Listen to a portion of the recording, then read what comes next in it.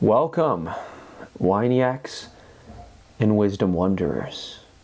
Yes, I am Matt Keane, host of Wine and Wisdom, and you may be wondering why I am solo. Well, here we are, episode 10, double digits. I figured this would be a great time for us to get to know each other a little more. What do you say? So, this is Wine and Wisdom, episode 10, the first solo edition. All right? And I'm going to be talking about a specific topic with these solo editions. And hopefully you guys can learn a little bit. Hopefully I'll learn a little bit too. Shit. But if this is your first time checking out Wine and Wisdom, this is what we do. We talk about life. We talk about wisdom. And, well, I drink wine. So without further ado, let's crack into the booze, shall we? So this week we have a little bit of a retread. I know, money's still a little tight out there. But we're going to be rocking the Jacob's Creek again, which I believe is like $6.99. Still got the Shiraz Cabernet. So we're going to be pouring this bad boy, Jacob's Creek Australian wine, 65% Shiraz, 35% Cabernet. And again, I'm not a wine expert, a wine connoisseur. I'd like to be. I need to study and learn more about wine. I just know, does it taste good or not? Does it fit inside my budget or not? It's really all that matters. So without further ado, all you ASMR freaks, this is for you.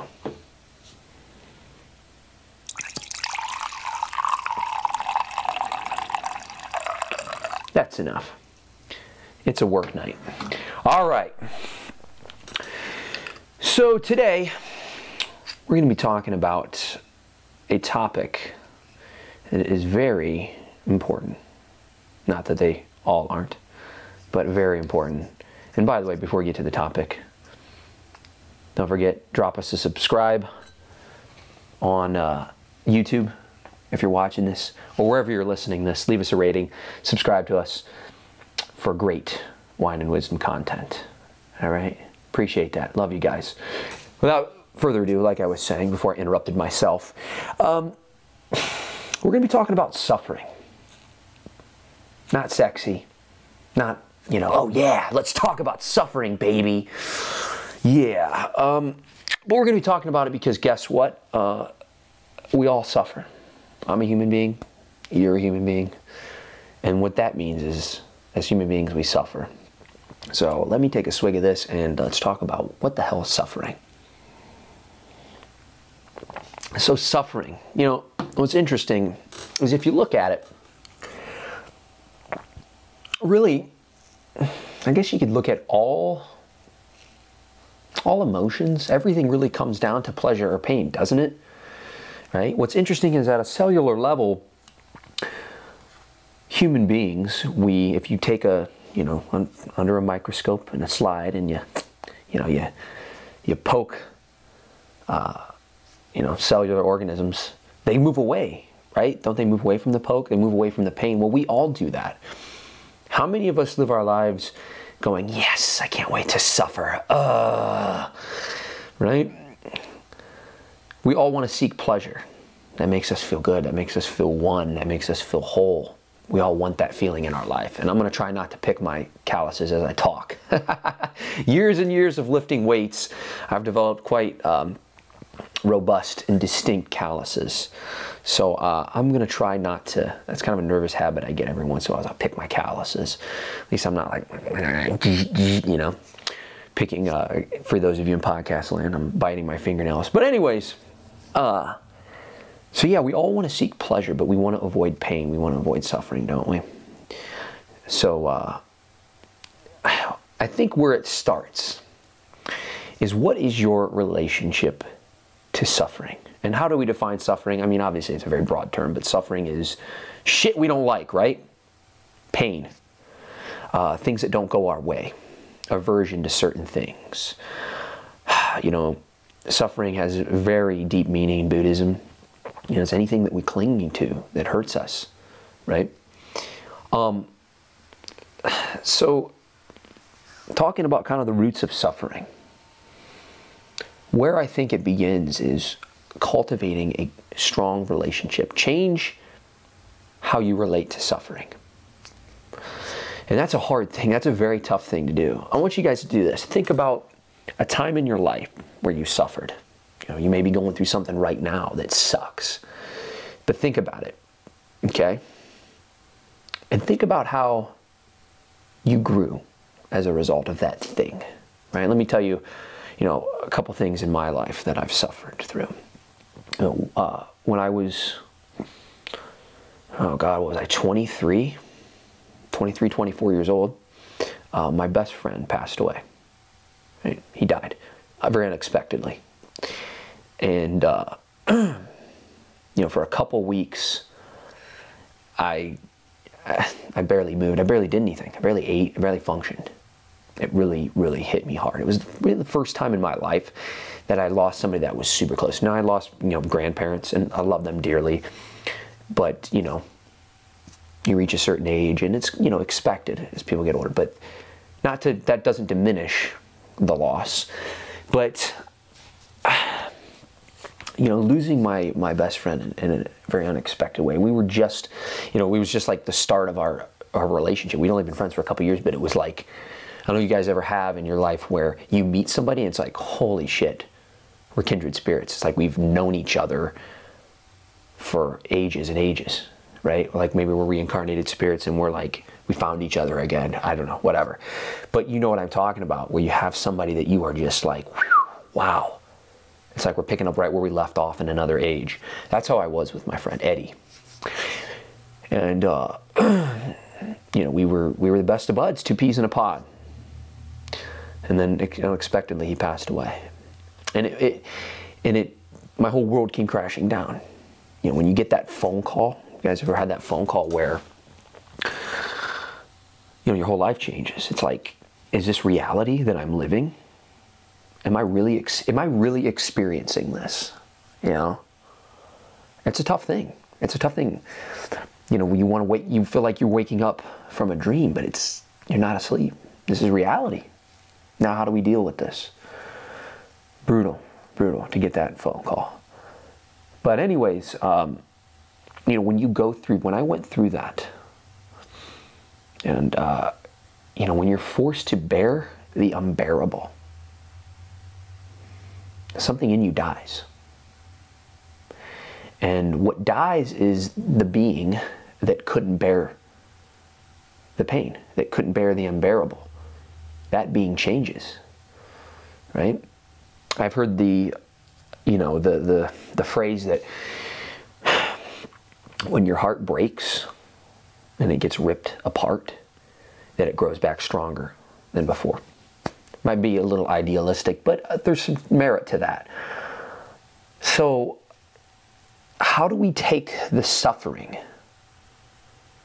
and that suffering that, to be quite honest with you, I wouldn't wish on anybody. And I've had a few other things in my life of that caliber that have happened to me that have greatly impacted me. But how do you take that suffering and use it, right? Now it's interesting because just like, really anything in life, you can use it to become better or bitter. Better or bitter. I could take that suffering and go, fuck life, this sucks. This is horrible. There's no point of living. Like, everything sucks. Because of this happened in my life, what's the point?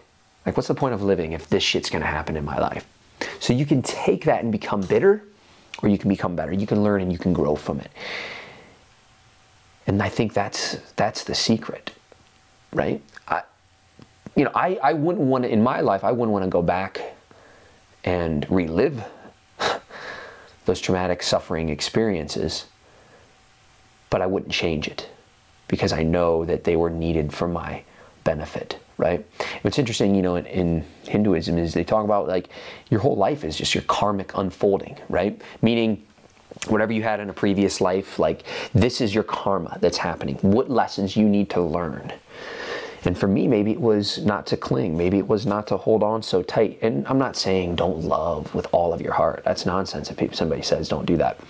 What it means is just, and they talk about in Buddhism where you meet somebody and you open your hand to them, and how can you greet them with an open hand but not clenching, right? And I think that's the key. So anyways, it's being able to use the suffering as your curriculum, right? The test you're taking in life. Like, you're given these challenges to kind of see, I guess, what you're made of, if you will.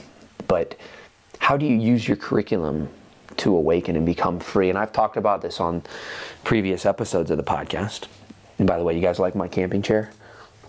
Pretty groovy, huh? It's the kind of budget we got here at Wine and Wisdom. I have a camping chair, baby. But it's great. I just can fold it up and put it anywhere. It's brilliant. I just hope my ass doesn't smash through it. I've been known to smash through camping chairs in my day. But as I was saying, I've mentioned this on the podcast before, that the goal isn't to become high, right? That would be the pleasure, right? The goal is to become free in life. And what's interesting is, when you're young, and all you youngins out there, right?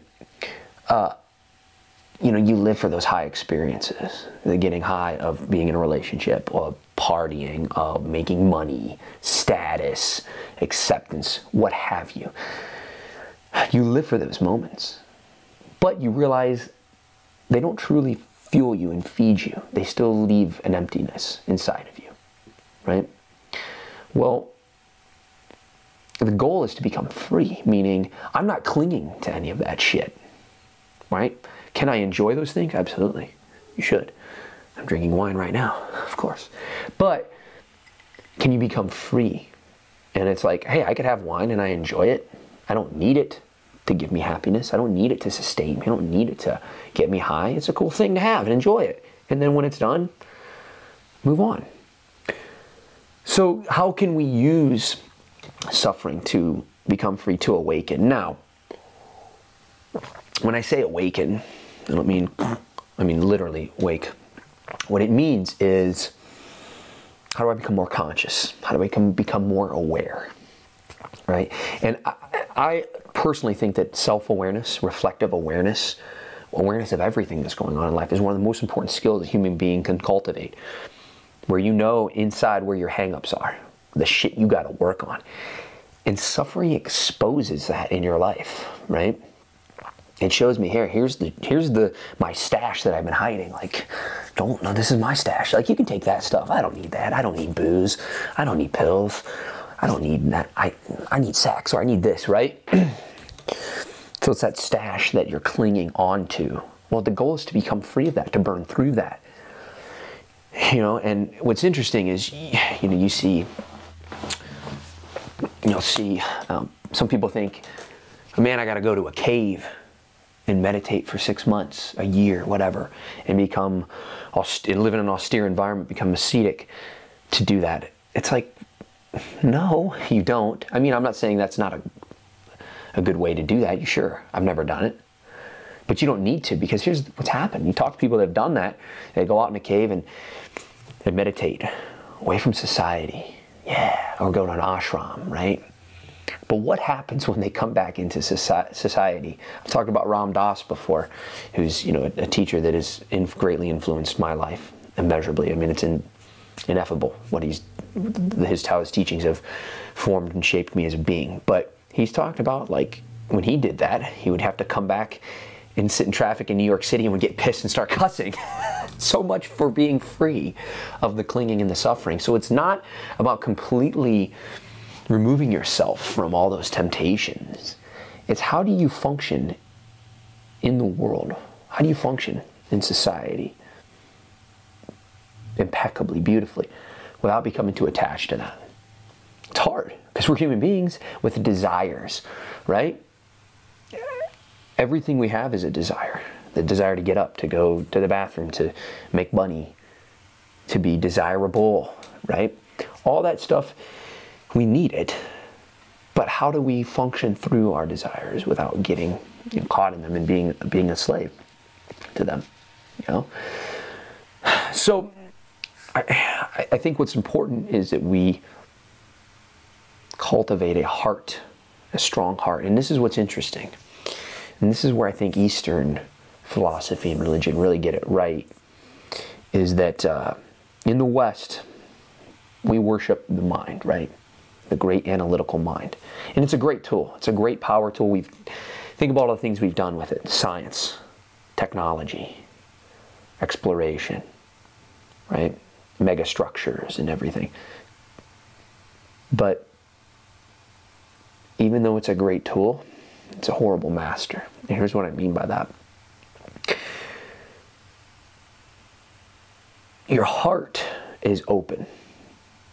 And if you keep it open, you can accept and love.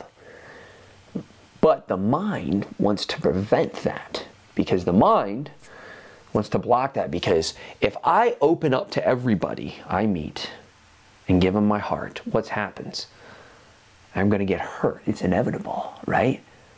So what happens is the mind armors the heart, creates an armoring of the heart with our thoughts, with our, the mind divides, the heart unifies, is an old saying. So the mind divides, and it seeks to protect the heart, to prevent it from getting smashed, getting crashed. But you can go too far in that extreme, and you can go too far in the other extreme of having your heart just open and loving everyone and leaving yourself open into being vulnerable. But I think,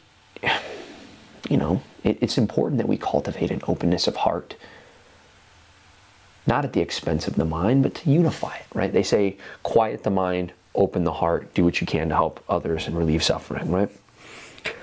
And I think that's what's critical, what's key, because if not, we'll say, well, I can love this person, my family, right? My boyfriend, my girlfriend, my husband, my wife, my kids, my parents, but I can't love them. I can't love that person walking across the street because they're not us, they're them. And if I start opening my heart too far, I cast too big of a net, I can't afford to, because that's too much suffering for me. You dig? So, yeah, it's important though, to have a protective, mechanism in the mind, but not to let it control. To have that balance is so important. So, it's about responding. How do we respond?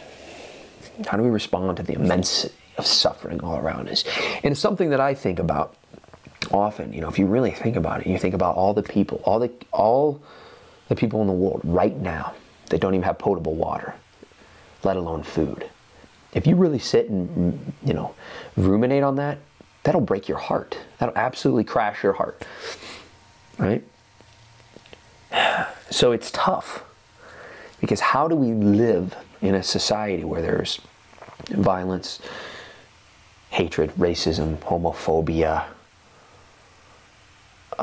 starvation, malnutrition, and the list goes on and on and on.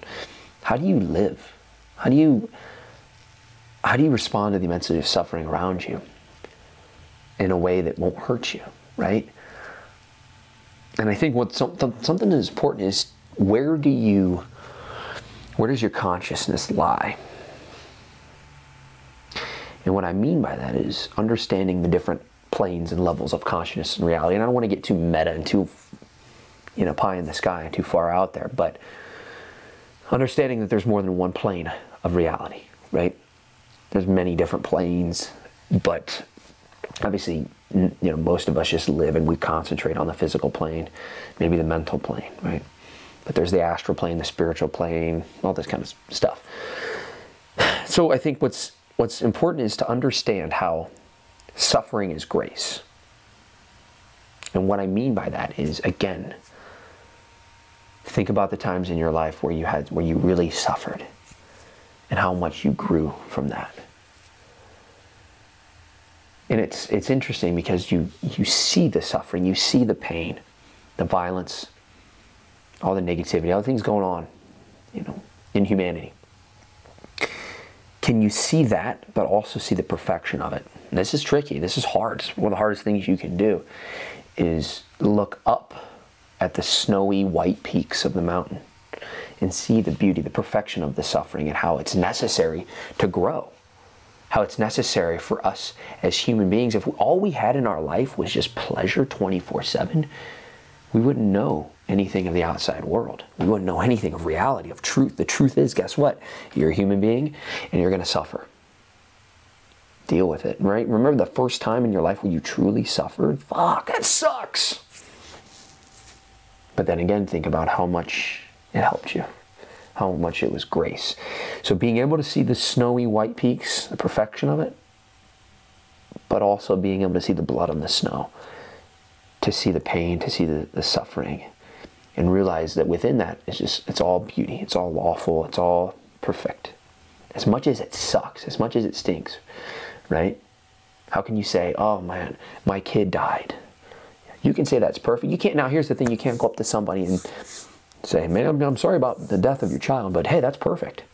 I mean, what the fuck? You have no more right to do that. How do you tell somebody that's going through that? You can't. But what you can do is be a space for them to open up.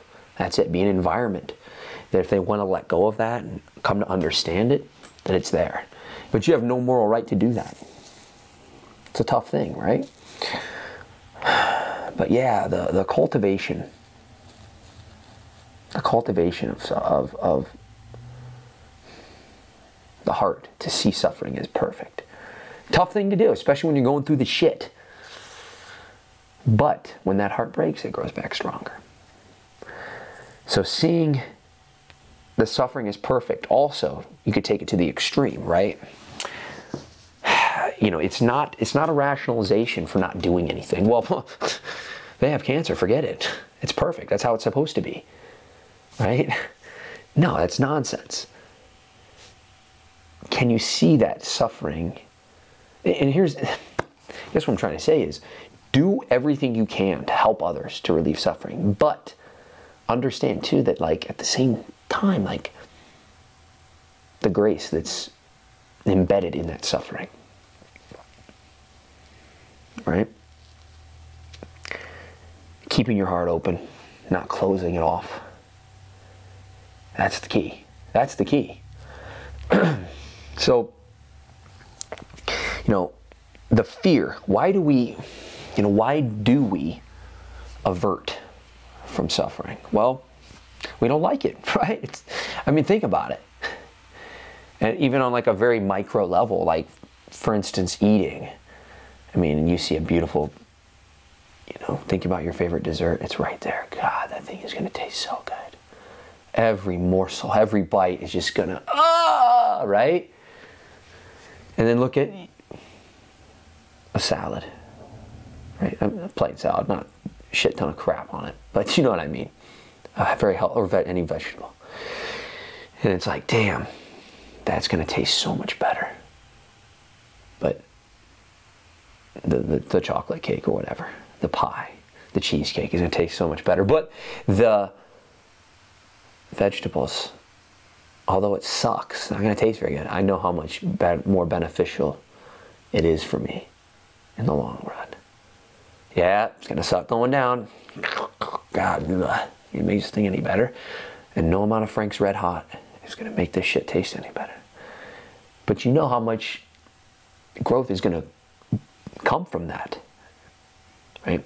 That's, I think, where it begins, is understanding the way in which suffering creates a deeper quality of being, right? Suffering burns into you, right? Like my sound effect. It burns into you a deeper state, a deeper quality of being. And what I mean by that is, obviously, it changes you. Again, I wouldn't be the man that I am today. And think about this for yourself. Would you be the person you are today if you didn't go through those suffering experiences? Right?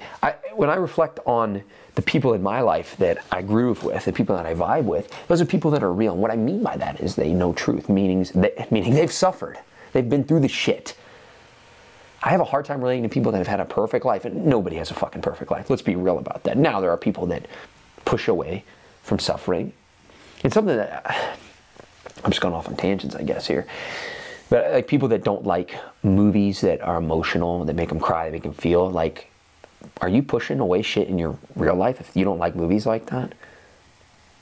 right?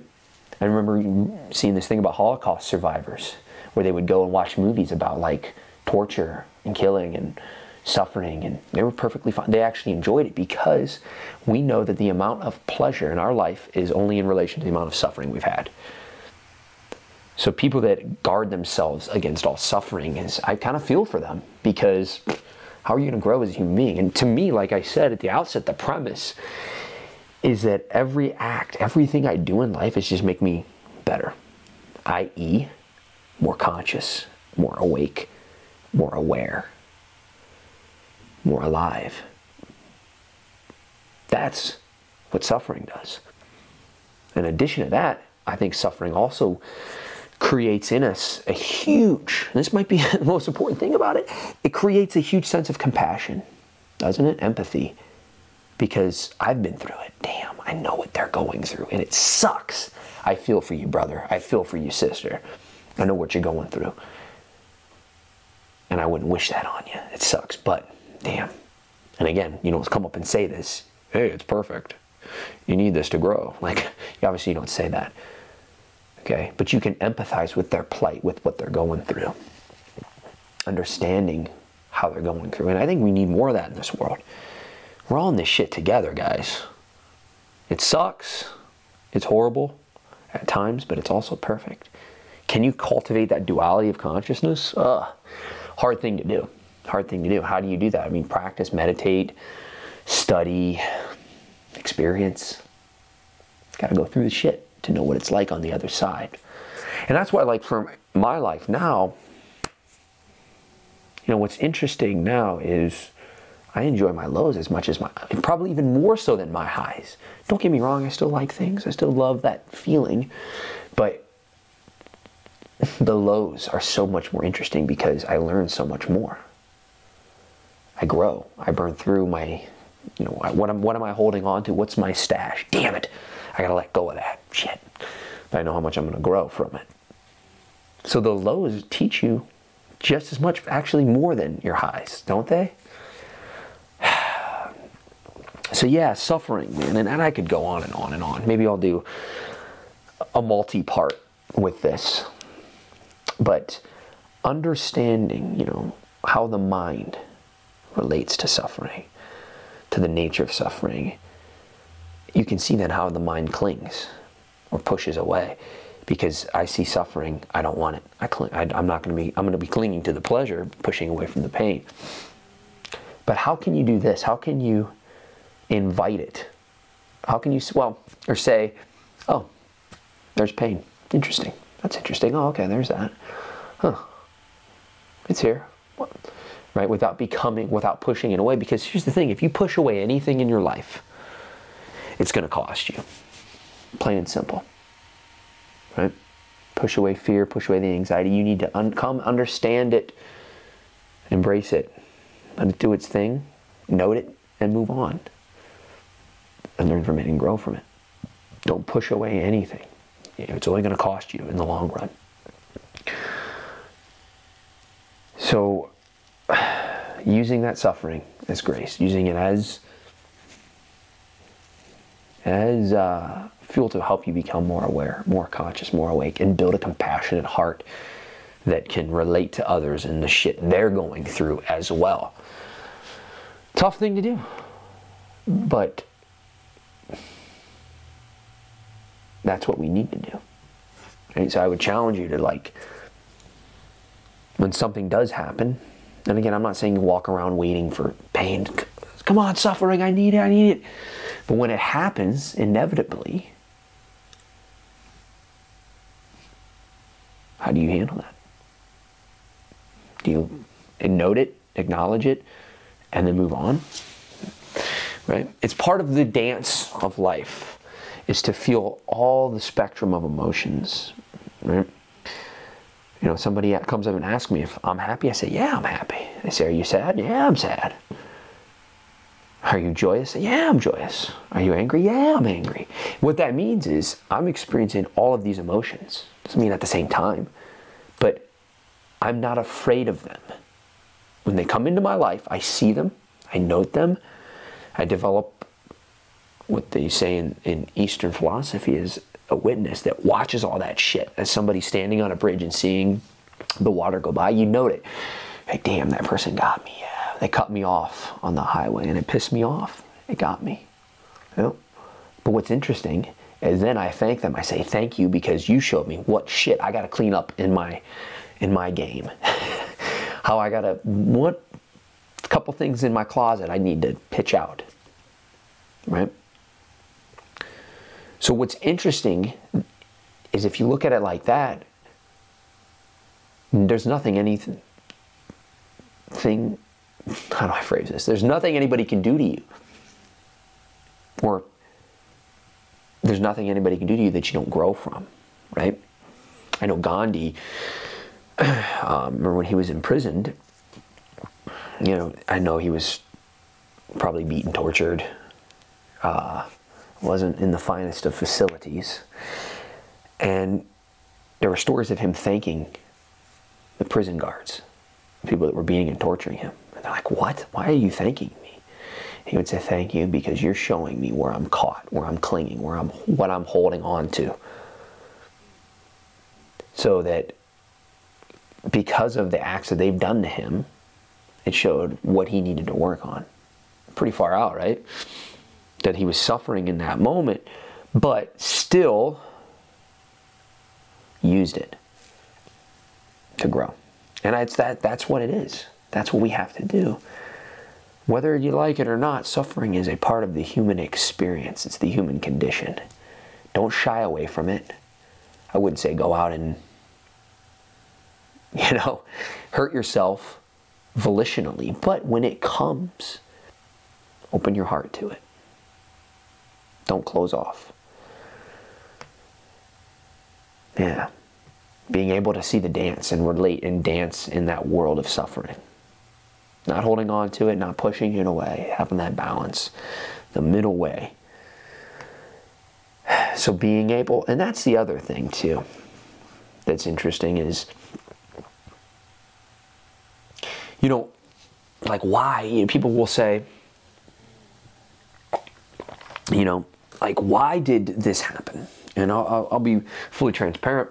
I had a student of mine, very young, 10 years old, passed away a couple years ago.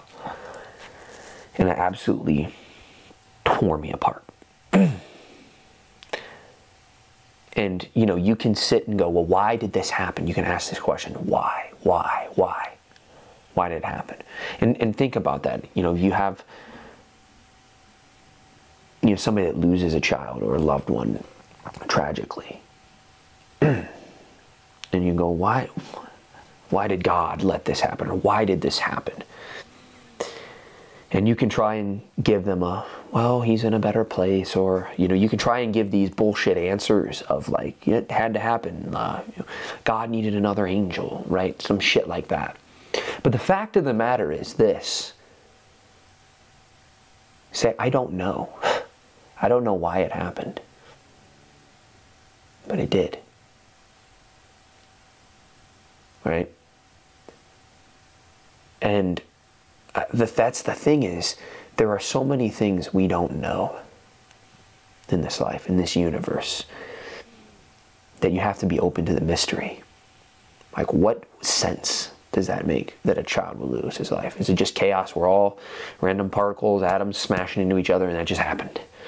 Or was it perfectly designed that this kid needed only X amount of years on this plane, in this life, and that was it? I don't know. That's part of the mystery. And how do we embrace that? Right? I mean, I don't think there's any getting over it. Just like all the suffering in your life, I don't think you completely get over all of that shit. Something traumatic like that, you learn to deal with it. Right? You become, like I said, the part of you that couldn't handle it, that's gone. That's, you know, when you go through something like that, that part of you dies. It's dead. The part that couldn't bear the unbearable. And now you have this new identity, right? That grows, that's here. So being able to embrace the mystery And, you know, being able to have your heart break again and again. And it's like we can't live our lives with a shield up in front of our heart. That's no way to live. And I know, you know, you probably know, we all know people in our life that live like that, where they have an arm and they don't let anybody in. And there was a time in my life where I was a little bit like that. But you can't live your life being like that. You have to open up and let people in if you really want the full experience of human life. So there's no formula for preventing your heart from breaking and breaking. The key is to stay open and vulnerable, right? Guys, you hear me? Especially men, staying and being vulnerable is a sign of strength, not weakness. Being able to be open to those emotions and those feelings. Again, not letting them kill us and us clinging or pushing them away, but being open and being vulnerable is a sign of great emotional intelligence and strength. So, again, being able to live like that with a broken heart and not be bitter, not be cynical, and close yourself off from life, because we can do that. Oh, this pain, this suffering is just, it's just too much. It's just too much. I can't bear it. Well, the old person, the old identity couldn't bear it, but this can. Because that old thing died. You shed that. And now you can handle this. It's some heavy shit, right? I mean, I'm kind of messed up in the head if, like, the first solo episode I want to talk about suffering. Well, it's because it's what we all deal with in our life, right? You talk about Buddhism and the Four Noble Truths and all that stuff, but the main thing is just cultivating a relationship, just like anything in life. Like, I mean, think about aging. I mean, you probably can't really see, especially you in podcast land, but I got a couple gray hairs sneaking in, right? Now they're, you know, kind of behind enemy lines a little bit. They're not really to the forefront, but they're there, especially in overexposed light. But anyways, aging. Let's talk about that. That's something that we all experience, Lord willing, right? We all are going to experience getting older. That's the natural way of things, right? But what do we want to do in our society? Well, you're old, get out of here. Or we want to cover up the wrinkles. We want to dye the hair. We want to do that. What are we doing? In essence, what are we doing? What are we doing? We're saying that change that's happening in me, I can't accept that. I'm going to look old and be unfuckable. No, I'm just kidding. But the point is, we're pushing away the truth. We got to come to accept it and see it for what it is. And that's just a prime example. Life, right? Death, suffering, change. All of that's going to happen to you. The more you chew it up, the earlier you chew it up, the more you digest it later on. So that as you get older, you're not clinging to, well, damn, I used to have beautiful hair, or I didn't have these crow's feet under my eyes, or I didn't start sagging and all this. But what you're doing is you're clinging to an old model of yourself. That was in the past, my friend.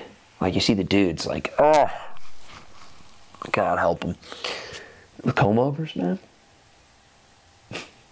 Come on, guys.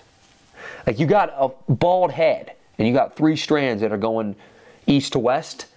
Come on, shave that shit. It doesn't look good. Ask ladies. Come on, man. But I digress. They're holding on to the past. I'm used to having hair. Well, guess what? This new identity doesn't. And you still can say, ooh, I'm still sexy, baby. Look at me. Right? So yes, suffering. Aging is part of that process. And for a lot of people, aging is suffering. Because it's changing. It's change. And we could talk about change and suffering and how it's pretty much the same thing. But the point is, they're clinging to an old model of how they think it should be, instead of embracing the mystery and being open to it. Right? And as we get older in life, like, that's the ultimate stage of wisdom where we can grow. instead of looking at it as like, well, I'm just counting down the days. Time to move to Florida. So yeah, you know, I know I believe it's in the, somebody's going to quote me. Somebody's going to say, no, it's this. I believe it's in the, I think it's the Tao Te Ching, I think is where it is, where they say, you know, truth waits for eyes unclouded by longing. Meaning, when you wish it were different, you can't see what is. So, when I'm longing for, or I'm clinging to my desire of how I think it, hopefully how it should be, then really it being different from how it is, like, I wish that person was still in my life that I lost, that I loved with all of my heart. I wish that person wouldn't have broken up with me. I wish that I didn't have to lose this thing or this person. I'm longing for that. But when you remove it and you say, hey, I'm grateful for what it offered me, then you can see the real truth. And I'll quote from the Cookie Monster. How about that? Huh? How many podcasts quote the wise sage, the Cookie Monster? Well, your boy's about to. What the Cookie Monster said is, no cry because Cookie is gone. Smile because Cookie happened. That almost brings me to tears when I say that. Because reflect back on people you've lost, things you've lost, that suffering. And we wish they were here, right? We wish they were here right now with us for just one more moment. But be happy you had them in your life. That they walked into your garden, planted a beautiful flower, and left. Be grateful for that. And I think that's the important thing. And that's something else that helps combat suffering, is gratitude for everything you have. We live in a, if you're able to listen or watch this, you are already way ahead of the game. You are already blessed to have electricity, internet, being able to hear me, understand me from a language standpoint, have your hearing, have vision, and the list goes on and on. So being able to cultivate gratitude amidst the chaos, the sea of suffering will help. So how do we not turn ourselves off to suffering? Because I'm going to tell you, it still scares the hell out of me. It scares the hell out of all of us. Because again, in order to bear the unbearable, you have to die. But when you die, what grows back in its place? Right? When that soil gets burnt up and you walk through the fire and it scorches everything. Well, beneath those embers, a new flower can start rising up. There it is. Suffering. Hopefully you guys learned a little bit. This was fun. I'm going to have to do more of these solo shots here. As you can tell, I like talking. Surprise! Talking to myself too. No, I'm not talking to myself. I'm talking to all you guys out there in podcast and video land. Thanks for watching, listening, dealing with me and my shitty dad jokes. But no, appreciate you again. Follow us, Cane Action Team on YouTube. Drop a subscription there. Like the video. Subscribe. Apple Podcasts, Spotify, all that fun shit. So you can have more nuggets of wisdom tossed into your minds. If there's a topic you want me to discuss, shoot it, man. Hit us up. Drop it in the comments. Right? Let us know. I'm on social media at VMattCane. You can follow Cane Action Team. Go to our website, caneactionteam.com. Also on social media as well. If there's a specific topic you want me to discuss, holla at you, boy. You know what I mean? All right. Thanks for listening, guys. Appreciate you. Stay groovy, stay sexy. And hey, be grateful. All right. You're beautiful. We'll see you next time.